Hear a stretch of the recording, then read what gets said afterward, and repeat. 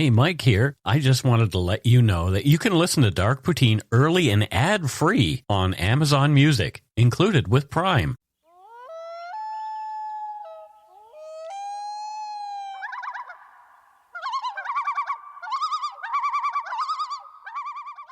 Welcome back to Dark Poutine. I am Mike Brown, and Matthew and I are whinging. Let me call you a wambulance. Call us a wambulance, yeah.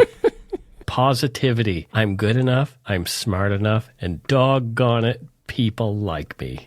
I like you, Mike. I know you do, and I appreciate that. I like you too. This one is one that I addressed in my book. I'll talk about that in a bit, but it's been on my mind a lot, and I don't know why. So, interesting. Yeah, let's just get on with it. The views, information, and opinions expressed during the Dark Poutine podcast are solely those of the producer and do not necessarily represent those of Curious Cast, its affiliate, Global News, nor their parent company, Chorus Entertainment.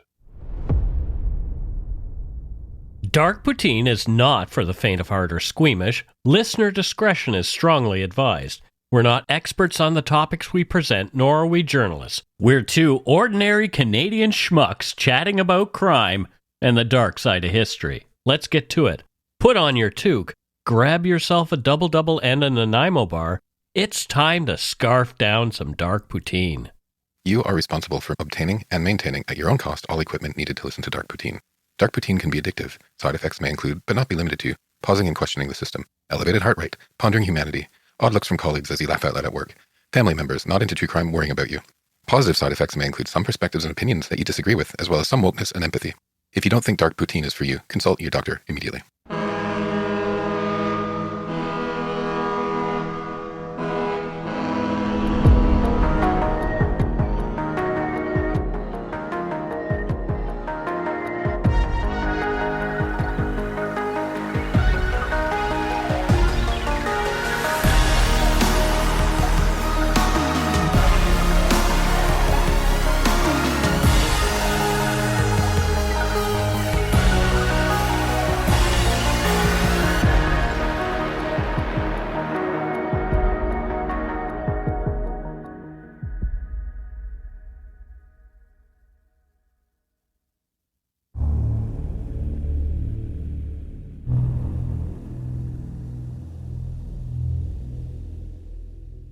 At dawn on December 26, 2004, Aceh Province in northern Sumatra began the day with no sign of what was to come.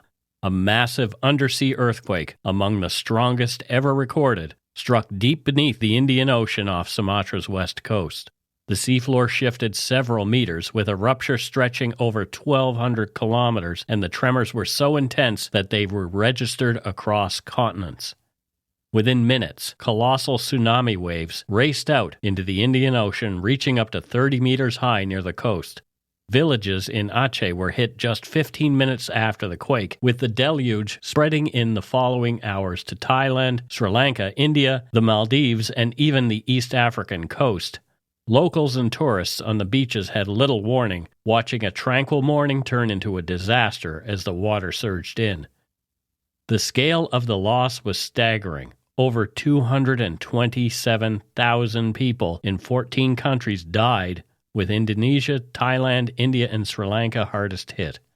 Homes, businesses, and communities disappeared beneath the waves, leaving survivors to face displacement and grief. The Boxing Day tsunami remains the deadliest tsunami in history and one of the worst natural disasters of the modern era. At least 15 Canadians were confirmed dead and another 6 missing after the disaster, most while vacationing in Thailand or Sri Lanka. Survivors described the anguish of searching for loved ones and the long, complicated process of identifying and repatriating those lost. You are listening to Dark Poutine episode 391, Canadian Connections, the 2004 Boxing Day tsunami.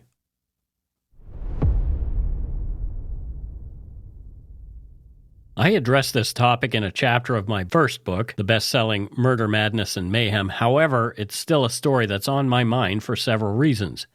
In my book, I was limited by word count and could not effectively address specific topics, including the stories of Canadians who were present, two of whom I knew, John and Jackie Nill. They both perished that day. This episode is my way of digging back into something that both fascinates and terrifies me. Throughout history, tsunamis have left marks on both humankind and landscapes, their records reaching back to antiquity and spanning the globe. Long before technology offered warnings or allowed for rapid response, these waves arrived with little more than moments of foreboding, the sudden withdrawal of the sea, the frightened flight of birds, a distant, unyielding roar. The threat of tsunamis predates written history, with geological evidence revealing ancient events caused by asteroid impacts and massive landslides. For example, the collapse of the East Molokai volcano in Hawaii over 1 million years ago unleashed a wave estimated to be 600 meters high. Its effects were found as far away as California and Mexico. The Chicxulub impact, which contributed to the extinction of the dinosaurs approximately 66 million years ago, sent waves over 1,500 meters high across the Gulf of Mexico. While these prehistoric tsunamis surpass anything recorded in history, it is the more recent events, those experienced, chronicled, and endured by humans, that shape a clearer history. The oldest written account of a tsunami dates back to 479 BC in Potidaea, Greece, during a Persian siege. The Greek historian Herodotus tells how Persian attackers, pursuing retreating waters, were suddenly overwhelmed by a returning great tide, higher, as the locals say, than any one of many that had been before. Ancient writers often attributed such devastation to the wrath of gods. Herodotus cited Poseidon. Later, the sinking of Helike in 373 BC was seen as divine retribution, and its legend may have fueled the origin myth of Atlantis. Yeah, and it's worth noting that Atlantis itself isn't an ancient folk memory. Actually, Plato created Atlantis. Yeah, he created the myth, yeah. As a thought experiment. Of course, he was indeed borrowing from real disasters like this one, because it was only a few decades before he created Atlantis in Timaeus and Critias. It's two sort of dialogues, books that he wrote about 360 BC. And, he's the story to talk about hubris and collapse, not to record history. And we're the ones that turned it into legend. And in fact, my husband's watching Stargate Atlantis right now. Yeah, yeah. It's interesting how things that are created as a thought experiment become truth, which is kind of weird. Yeah. I by the way, just a side note here, Justin was so upset with me when I told him that Stargate was better than Star Trek. Oh dear, them's fighting words to a Trekkie. It's just a better show. We're probably gonna have lots of people calling in about that. Yeah, lots of people arguing with you. These are Matthew's opinions, not mine. By the 5th century BC, as noted by Thucydides in his History of the Peloponnesian War, thinkers began to contemplate natural causes for these maritime disasters. Thucydides argued, "The cause, in my opinion, must be sought in the earthquake. At the point where its shock has been most violent, the sea is driven back, and suddenly recoiling with redoubled force causes the inundation. Without an earthquake, I do not see how such an accident could happen." His observation linked tsunamis to undersea earthquakes, a connection recognized centuries before it could be scientifically proven. Throughout the Roman era, historical sources occasionally described the effects of tsunamis. Ammianus Marcellinus, in his account of the 365 AD earthquake and tsunami that devastated Alexandria, Egypt, vividly recounted how the sea retreated from the land so that the depths of the sea could be seen, littered with fish and other marine creatures before the water returned in a towering wall. This event was catastrophic, killing thousands and throwing ships 2 miles inland. The anniversary became an annual Day of Horror in Alexandria. In the centuries that followed, large tsunamis struck repeatedly across coastal Europe, the Middle East, and Asia. In Japan, a land acutely aware of the threat due to its frequent earthquakes, records became especially meticulous. The first documented Japanese tsunami occurred in 684 AD, with waves striking the coasts of Kii, Shikoku, and Awaji. Historical records detail subsequent disasters, such as the 869 Jogan earthquake and tsunami, which flooded the Sanriku region and destroyed Tagajo, resulting in thousands of deaths. Japan's vulnerability became tragically clear again in 1707 and 1703, when two massive tsunamis destroyed tens of thousands of homes and killed over 30,000 people each. Japanese communities developed a culture of preparedness, relocating villages to higher ground and, following certain disastrous events, building protective coastal dikes. In 1755, one of the most powerful earthquakes in European history struck off the coast of Lisbon, Portugal. The shaking collapsed buildings across the city.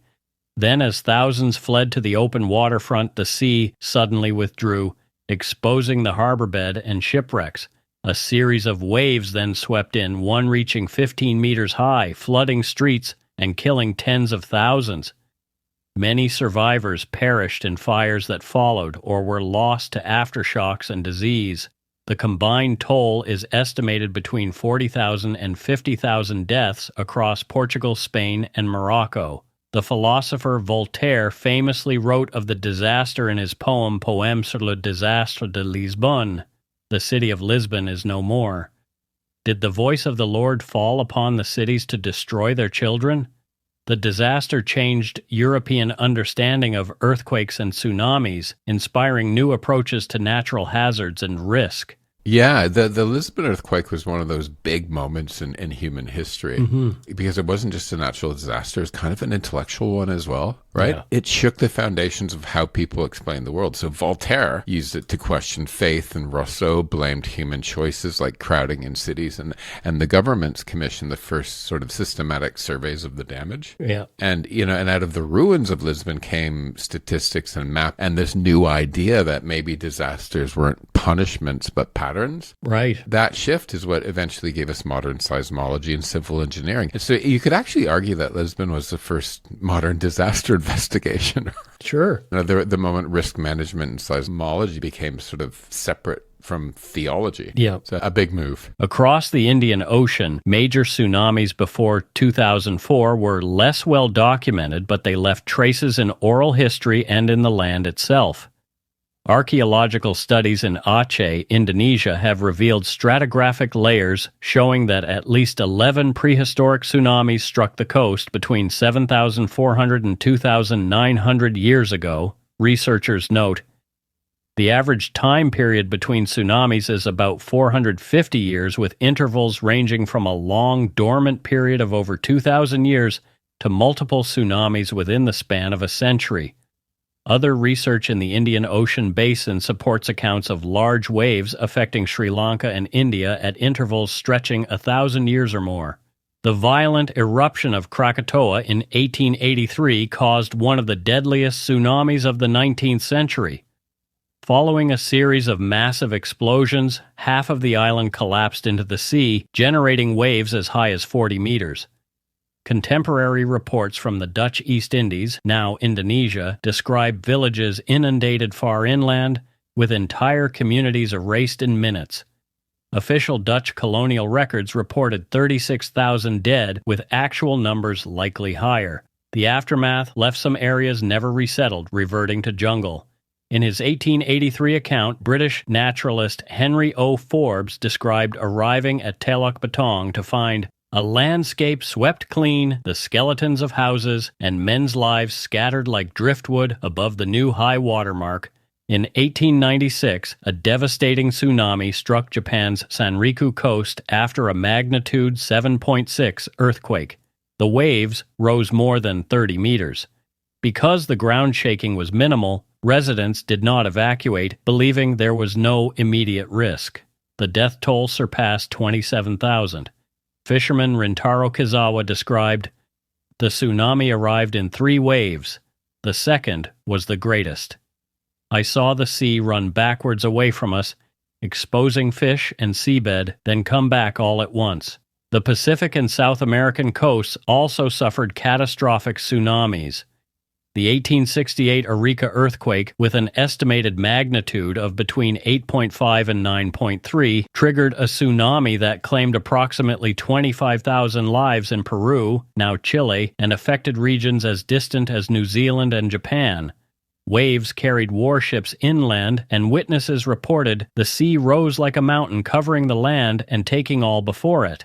North America was not spared. The 1700 Cascadia earthquake ruptured around 1,000 kilometers of Pacific Northwest coastline, sending tsunamis across the Pacific to Japan, where it was recorded as the Orphan Tsunami. Indigenous accounts from the Nucha-Nolth and Maka peoples tell of villages swept away, the forest that moved down to the sea, and the sea that came up to the forest. Some local tsunamis showed remarkable force. In Alaska's Lituya Bay in 1958, a landslide generated a 524-meter wave, stripping trees from the slopes. Howard Ulrich, who survived in a small boat, described a wall of water rising above the trees, coming at us faster than you can think. It picked up our boat as a matchstick. We rode on the crest for what seemed like forever before it set us down, stunned and alive. And that phrase, stunned and alive, really sticks with me. I felt this way, particularly this year with all the stuff I've gone through. Stunned but alive, yeah. Yeah, and you don't get through something this big and come out unchanged, right? And you don't walk away polished. You walk away dazed and kind of blinking and realizing you're still here. And survival doesn't always feel like triumph. It's really weird, like I'm feeling that.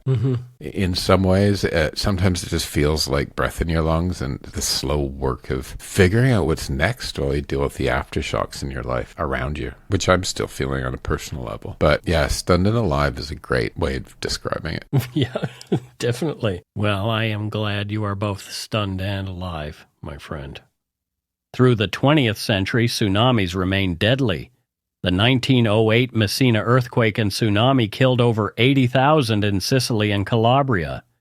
After the 1946 Aleutian Islands tsunami killed more than 170 in Hilo, Hawaii, the world's first tsunami warning system was established there. Survivors recalled, the ocean made a sound like 100 freight trains.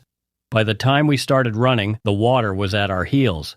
The 1960 Chilean earthquake produced a tsunami that raced across the Pacific, striking Hawaii, Japan, New Zealand, and the Philippines, causing hundreds more deaths and widespread destruction. Despite repeated tragedy, the science behind tsunamis remained poorly understood until well into the 20th century, and effective mitigation was rare. Japan led the research and development of countermeasures, adopting education campaigns and constructing seawalls in vulnerable areas as early as the 1890s.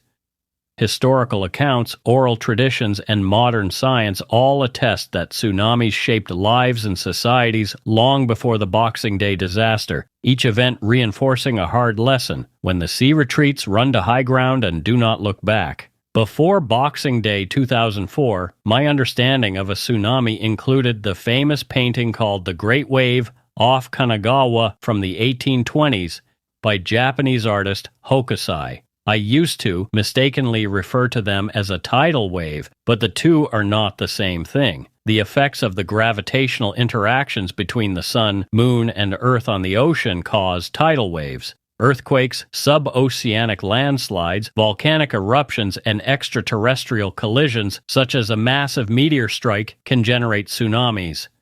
The tragic events unfolding around the Indian Ocean that day gave the world a quick, harsh lesson in the power and mechanics of tsunamis. Tsunamis are a common danger after deep-sea earthquakes. The nations around the Pacific Ring of Fire have a sophisticated tsunami warning system in place. However, in 2004, there was no such system in the region around the Indian Ocean.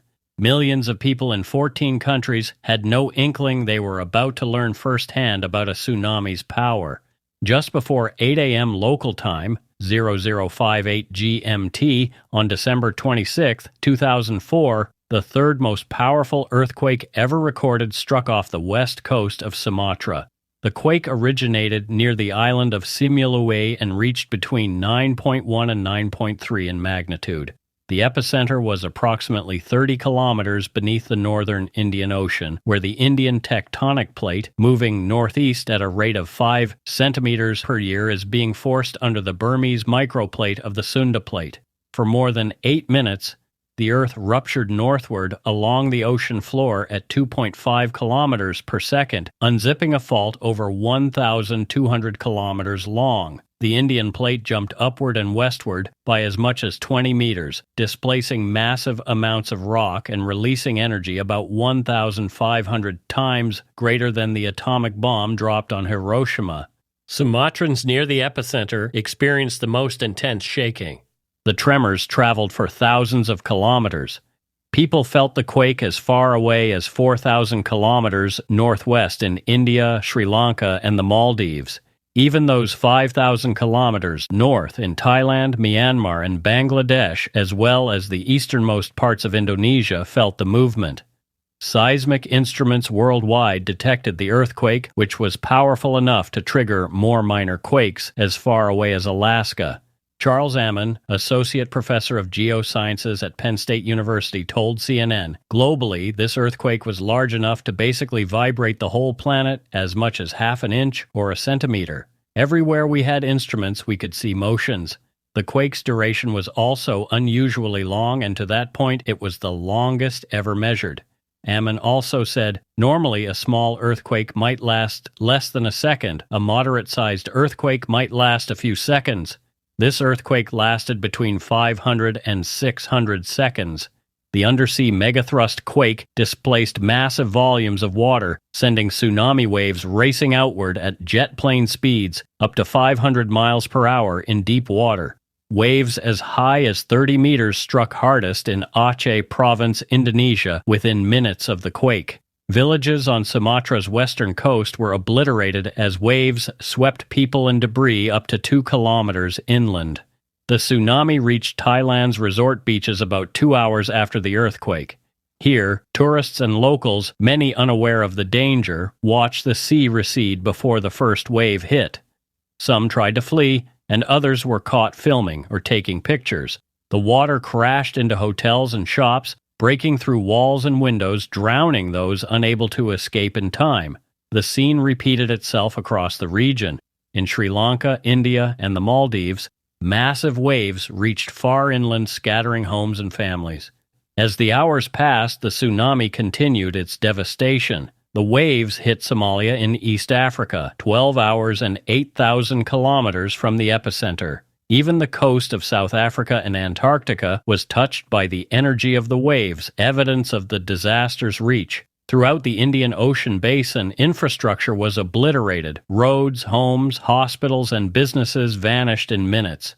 Entire communities disappeared. The human toll was catastrophic. At least 227,000 people died across 14 countries. Indonesia alone lost more than 165,000, especially in Aceh. Sri Lanka recorded more than 35,000 deaths, India over 16,000, and Thailand over 8,000, including thousands of tourists visiting for the holidays. Thousands more people were reported missing, and 1.75 million people were driven from their homes across the affected countries. In the aftermath, many survivors were left without clean water, shelter, or access to health care. The tsunami's destruction spurred a global humanitarian response, with billions donated to relief and rebuilding efforts. Long-term consequences included economic losses. Indonesia lost the equivalent of an entire province's GDP and widespread environmental damage. The disaster remains the deadliest tsunami in recorded history and one of the most devastating natural disasters of the modern era. The economic impact on the coastal villages that were hit the hardest was also immense. The fishery was the primary source of employment in many of the settlements wiped off the map by the tsunami. The waves destroyed tens of thousands of fishing vessels. The waves washed away much of the infrastructure supporting the industry, including local shops that sold those fish as food to locals in some of the region's most impoverished communities. In Sri Lanka alone, more than 51,000 boats were sunk or smashed to tinder, and at least 250,000 people lost jobs related to the fishery. After a quick break, We'll hear stories of several Canadians directly affected that day.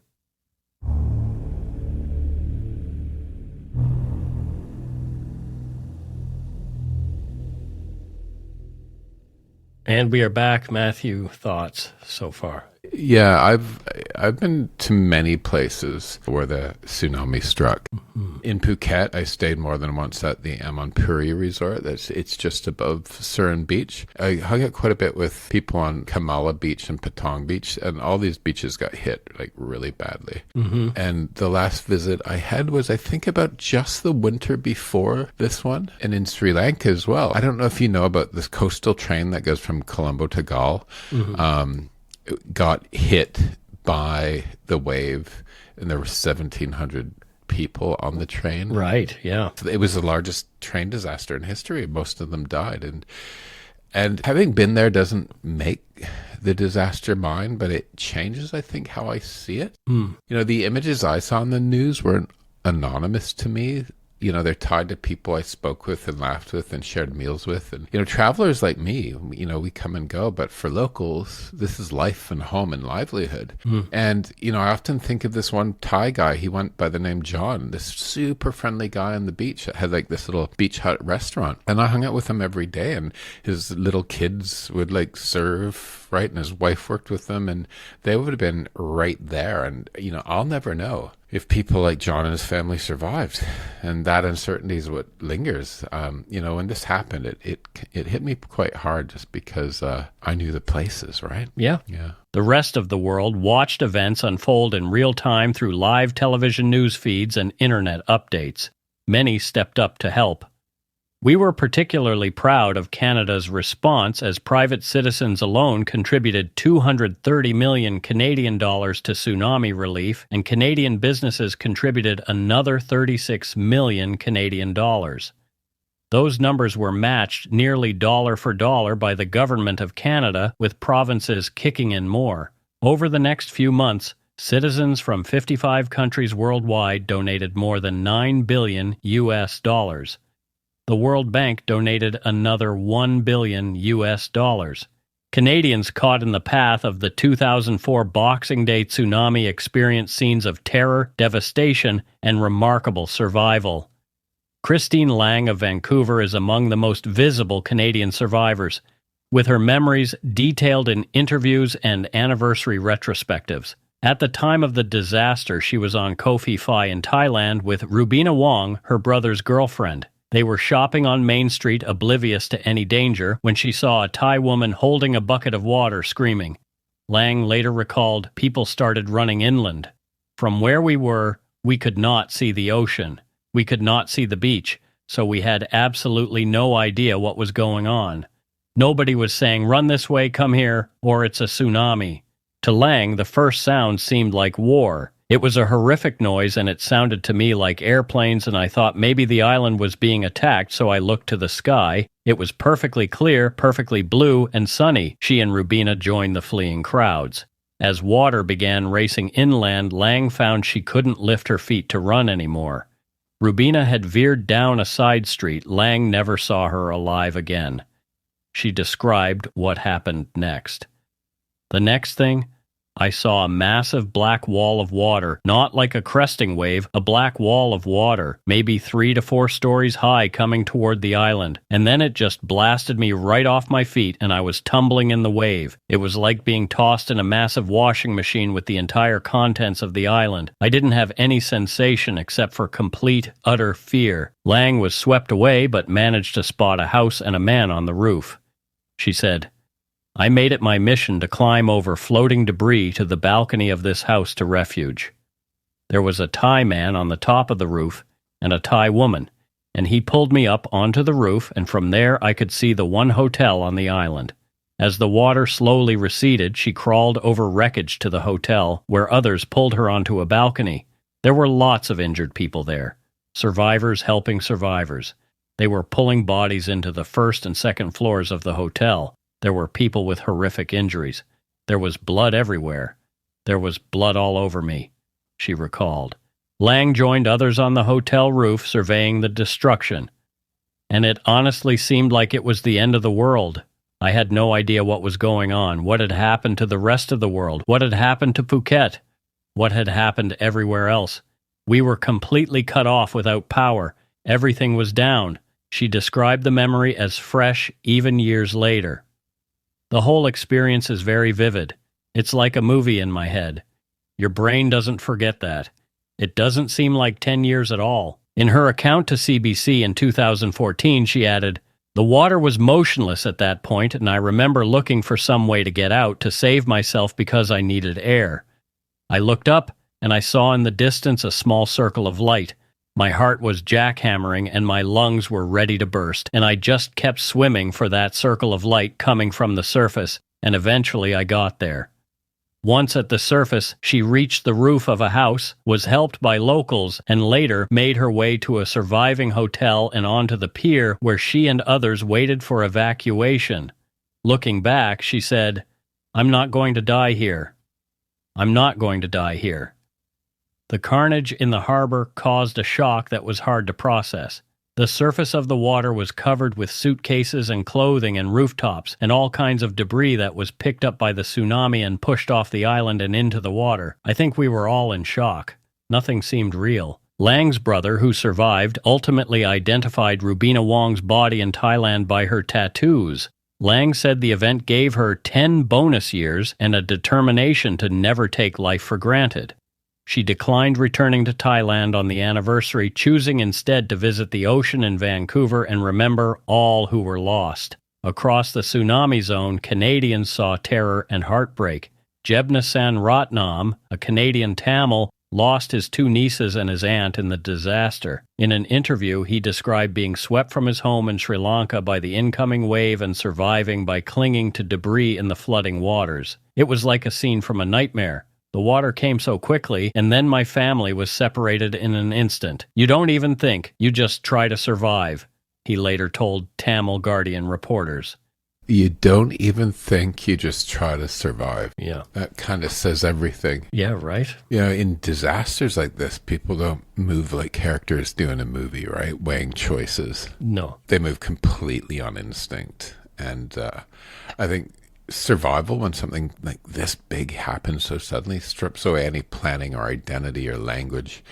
And I'd imagine it's just breath to breath. And the fallout is, once you've survived, having to live with what was lost in those seconds. Mm-hmm. So like you're hit, you're just trying to grab onto anything to survive, and then you come out of it and like family and home and community's gone. And that's the part we rarely see on the news. Yep, definitely. Dr. Nelson Ames, a Canadian physician, was on vacation in Thailand when the tsunami struck. He wrote in a letter for the British Columbia Medical Journal, "I was woken by the shaking, but it was not until the screams and the rush of water that I understood something was terribly wrong. People were running. You could hear them yelling in different languages. The water was everywhere, carrying trees, cars, parts of buildings, so many injured people. We started helping where we could, improvising with what we had. Some Canadians worked tirelessly to help survivors. The Canadian High Commission in Sri Lanka coordinated emergency relief for Canadians and local victims. Diplomats, led by the High Commissioner, set up emergency stations at Colombo Airport and local hospitals to assist the injured, help with paperwork, and support families of missing Canadians. Canadian search and rescue specialists secured passage home for dozens stranded in hospitals and hotels. While most visitors returned home with only memories and scars, some Canadians, deeply moved, built lasting connections. In the years after the tsunami, Canadians formed partnerships with communities in Thailand and Sri Lanka for ongoing recovery and commemoration projects. When I got an email from a photographer friend of mine days after the quake and tsunami, the events hit home for me. I learned that a couple I knew was missing. John and Jackie Nill, both 54, owned a beautiful home and property in North Vancouver, BC. The Nills were kind enough to allow us to use their swimming pool as a photo location in July of 2004 when I was producing a bathing suit calendar. I recall them as kind, happy people and proud parents of grown boys Patrick, David, and Christian. John was a musical composer and he ran a recording studio in North Vancouver. John and Jackie Nill were deeply tied to family, art, and music. The Nill family was close-knit, sharing many milestones and holidays. Both John and Jackie cherished travel, but Thailand held a special place in their hearts, becoming a favored destination that they revisited often over the years. As a friend later remembered, Thailand was almost a second home for John and Jackie. They loved the beaches there, the people, and the warmth. John Nill started his career in the security industry, retiring in 1991 from an alarm company his own family had created in Western Canada. Retirement was not the end of his professional pursuits. He was also a talented composer and music producer, owning and operating a recording studio in North Vancouver. John's early musical ambitions began in the 1970s, and he later co-founded the jazz fusion group Passage in the 1990s. He worked as a producer with several notable Canadian artists, including gospel singer Marcus Mosley and other prominent musicians. John's colleagues respected him for his creativity, talent, and unfailing kindness. Jackie Nill matched her husband's artistic energy with her own creative work as a watercolor artist. Her paintings often reflected her love for travel and the natural world, showing scenes from across British Columbia and beyond. Friends described her as deeply caring, devoted to her family, and passionate about her art. Together, John and Jackie were remembered as the kind of people who made any gathering better, warm, generous, and open-hearted, said Terry Maguire, John's sister. For Christmas in 2004, John and Jackie decided to return to Khao Lak, a picturesque coastal region in Thailand renowned for its stunning beaches. They phoned their sons on Christmas Day to wish them well and share their happiness at being back in a place they so cherished. Early the next morning, they set out for the beach as they had so many times before, carrying their digital camera to capture the day. They were enjoying a great vacation, ready to relax and soak in the sun, wrote Kevin Caruso, reflecting on the last day of their lives. Their final moments are documented in an extraordinary and tragic series of photographs discovered after the tsunami. John and Jackie's digital camera, although battered, was found by Christian Pillet, an American missionary, as he walked along the devastated beach weeks after the disaster. Miraculously, the camera's memory card survived. Once retrieved and its images viewed, the card revealed a record of the Nills' last morning, a series of pictures showing ocean views, beach scenes, and, most strikingly, the approach of the tsunami wave. The photographs depict a tranquil morning, swimmers in the water, people standing on the sand, and then a growing unease as onlookers notice the shape of a dark wave gathering offshore. The timeline recorded on the camera shows a devastatingly short progression from 8:20 a.m. when the beach looked normal to 8:31 a.m. when a massive wave had arrived. "I don't know why they didn't run," said their son, Christian Nill. "Either they knew they couldn't or they didn't know the power of the wave." Other family members and friends have described the impact of these images. Patrick Nill, their middle son, said, "Initially I couldn't bring myself to look at them.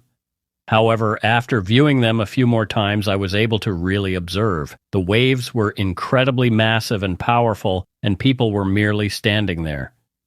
He found comfort imagining his parents embracing each other, aware of what was about to happen, and taking those pictures. They must have hoped that if someone found the camera, there would be something left to remember them by. For days after news of the tsunami broke, the Nill sons waited anxiously, searching for confirmation. That hope faded as their parents remained missing and reports came in from international authorities. John's brother-in-law, Roy Maguire, flew to Thailand to search for them and later reflected, "It was a chance to get that sense of closure that so many thousands with missing loved ones will never have." On December 31st, 2004, John Nill's body was found and Jackie's was recovered 2 weeks later on January 13, 2005. After their remains were identified, their sons received the camera's memory card from Christian Pilot, delivered in person to the Nill family's Vancouver home. The images on that card became both a record and a tribute. "This is more closure than we thought was possible," said Patrick Nill. "I know they're together. They were always together." The Nills' cremated remains were returned to Canada with a family memorial service held in Vancouver the following month. Their loss was deeply felt across their community and within Canada's music and art circles. As their legacy, the Nil family and friends established the Nil Thailand Fund, raising over $60,000 to build a school in a community close to their hearts in Khao Lak, Thailand. I didn't feel sadness for them. I know they were in a place they loved with people they loved, said sister-in-law Terry Maguire. It's very sad for us who are left here without them. There's a huge void in our lives.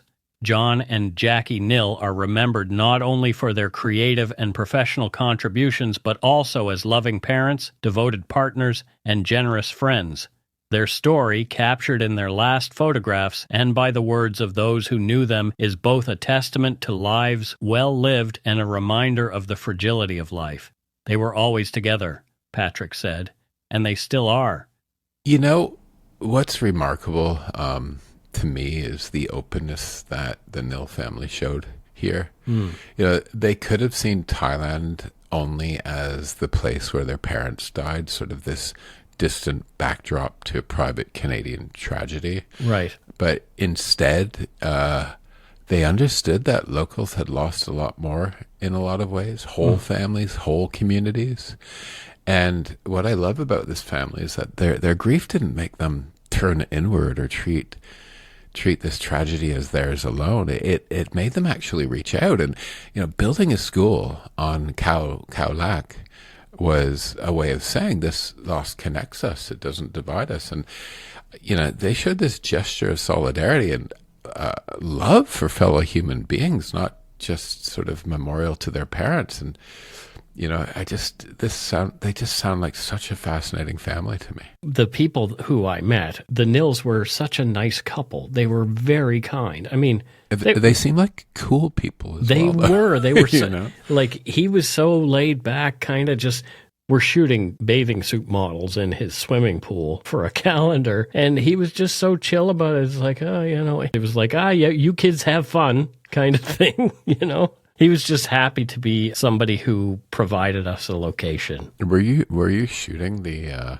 swimsuit calendar for Sports Illustrated or something? No, it was for Bodog. Oh, for beer. Okay. No. Bodog was What's Bodog? gambling. Oh, okay. Yeah. Gambling in bikinis. Okay. Yeah. Surprise. Interesting. Right.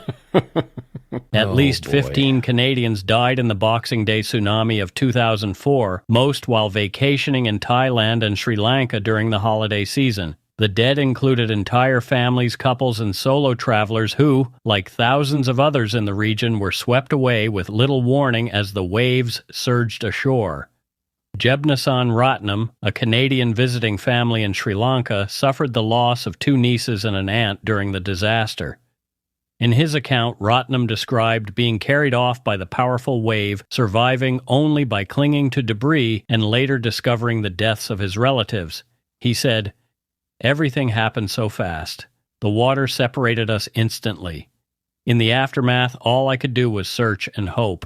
The process of identifying the Canadian dead was slow and distressing, often complicated by the destruction of infrastructure and the loss of documentation." According to Foreign Affairs Canada, consular staff worked day and night supporting families of the missing and confirmed dead, helping with repatriation and offering what little comfort they could. In some cases, entire family groups left behind only memories and personal effects found on the beach.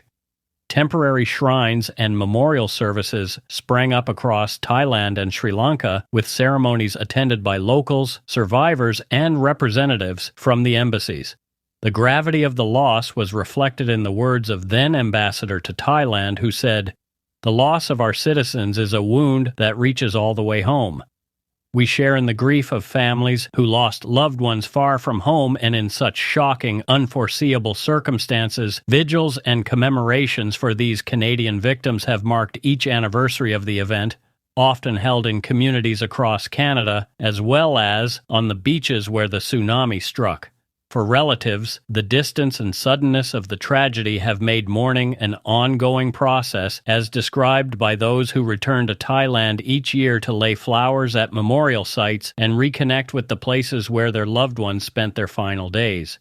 Their stories, while sometimes overshadowed by the larger toll in Asia, remain embedded in the wider tragedy, part of the global wound left by the tsunami. Each Canadian victim left behind families, colleagues, and friends who have worked over the years to memorialize them, ensuring that those who died so far from home are not forgotten, and that their loss echoes beyond the headlines.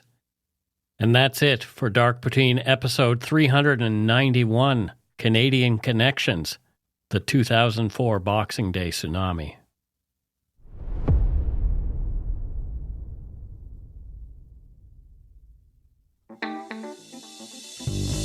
That's right. It's time for voicemails.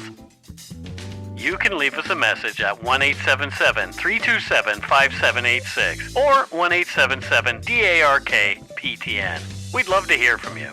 Let's see who called us this week. Here's our voicemail for the week. Yes, I was wondering if you had done anything on the Robert Latimer case.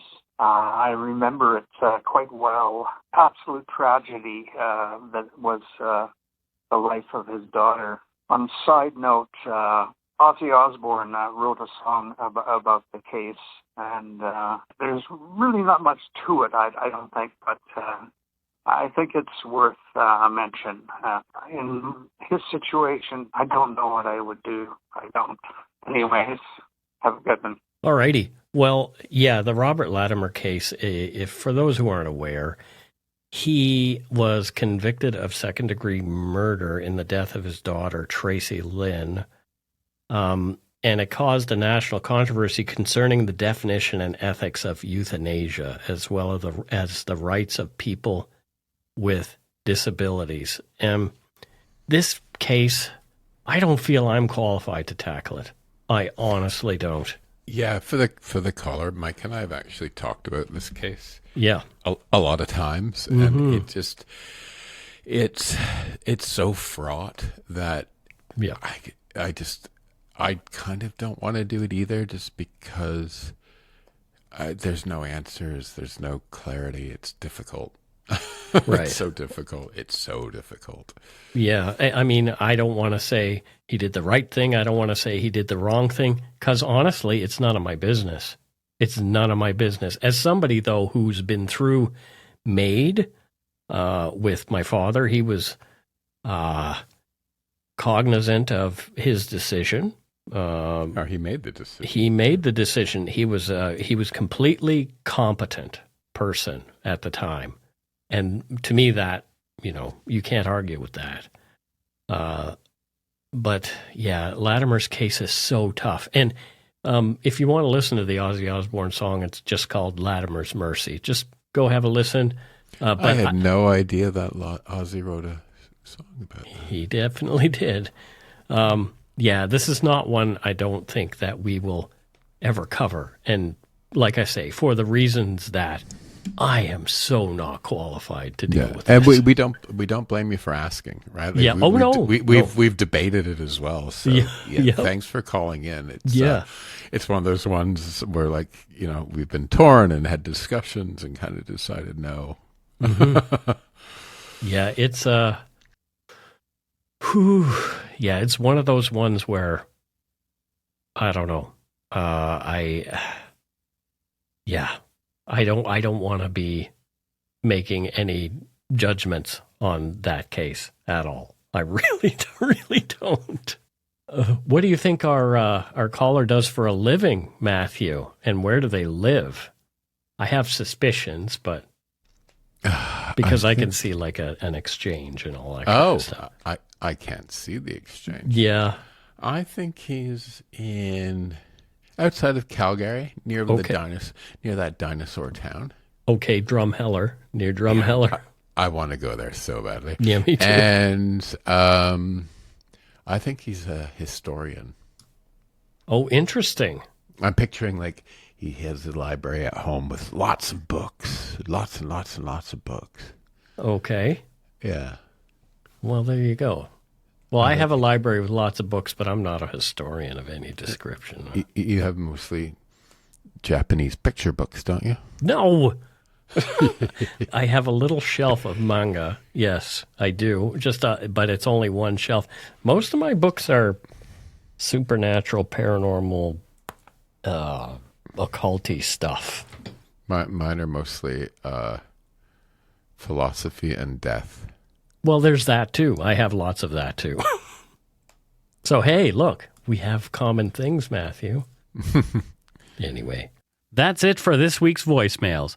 Again, you can leave us one at 1-877-327-5786 or 1-877-DARK-PTN. We'd love to hear from you, even if it is just to say hi and to tell us to go shit in our hats.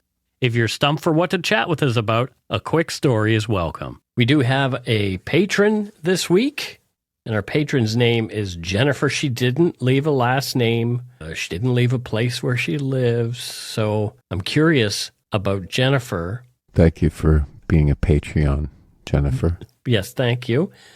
Where does Jennifer live, and what do she do, Matthew? Jennifer, her last name is Bobenny. Oh, Jenny Bobenny. Yeah, okay. Gotcha. So Jennifer Bobenny. Jennifer Bobenny is a poet.